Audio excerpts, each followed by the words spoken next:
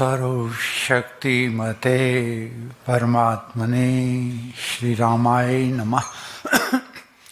सर्वशक्तिमते परमात्मने श्री रामाय नमः। सर्वशक्तिमते परमात्मने श्री रामाय नमः।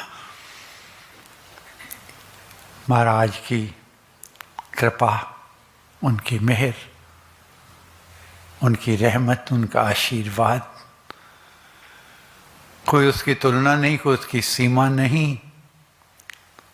मन में उसके लिए यही भाव आता है कि उसके गुणोपकार का पा सकूं नहीं पार। रोम रोम कृतज्ञ हो कहे सुधन्य पुकार। उसके द्वार कुटीर पर मैं दूं तन सिर वार। नमस्कार बहुमान से करूं मैं बारंबार। 353 पृष्ठ है, प्रहलाद का वर्णन है। भक्ति प्रकाश 353 भक्ति प्रकाश।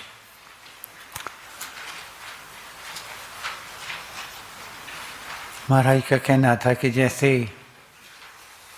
गीता में अर्जुन के हर संशय का निवारण भगवान कृष्ण ने किया है, ऐसे ही भक्ति प्रकाश में भी ऐसा ग्रंथ है, जब कभी मन में कोई भी संशय आए, कोई भय आए, भ्रम आए, खोलिए और मन में ये विश्वास रखिए कि महाराज दर्शन दे रहे हैं और मेरे हर संशय का निवारण कर रहे हैं और हर प्रश्न का उत्तर दे रहे हैं। हिरण्यकशिपु बहुत कठोर था, कटु स्वभाव का था, आसुरी प्रकृति का था, घोर नास्तिक था और कहता था कि मैं ही हूं जो कुछ हूं। लेकिन कभी कभी भांग में भी तुलसी का पौधा उगाता है। तो उस असुर वृत्ति नास्तिक कपटी के घर में प्रहलाद का जन्म हुआ। प्रहलाद पिछली पुण्य कर्मों की संचित पूंजी साथ लेकर आए थे। 16 साल की उम्र में परमेश्वर के नाम की लौ लग गई, राम नाम जागृत हो गया। हिरण्यकशिपु ने अपने जो उसके गुरु थे, आचार्य थे, उनको पढ़ाने वाले प्रहलाद को उनको बुलाया और कहा कि इसको समझाओ कि परमेश्वर के नाम की कोई चीज़ नहीं है, मैं ही हूँ जो कुछ हूँ, मेरे अलावा और कोई भगवान नहीं, कोई परमेश्वर नहीं, कोई कुछ नहीं, मेरे कोई सब कुछ मानना, इसको बताओ। कहते हैं पहले तो हिरण्यकशिपु ने उसको प्रहलाद को समझाया, प्रहलाद नहीं माना। कहने लगा आप तो मेरे दुनियावी पिता हो, जो मेरा असली पिता है वो परम पिता जय जय राम है मेरा।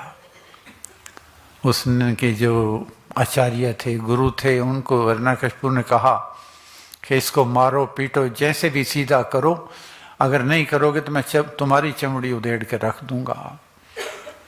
कहते हैं उन्होंने उसको बहुत मारा, समझाया, पर्वत से गिराया, उसके कोड़ों से पिटाई की, लेकिन वो उनको यही कहता, भाई मेरे मन में राम है, शुभ मस्तक में राम, नाड़ी नाड़ी में रमा, राम राम अभिराम। वो कहते तू छोड़ दे इसको।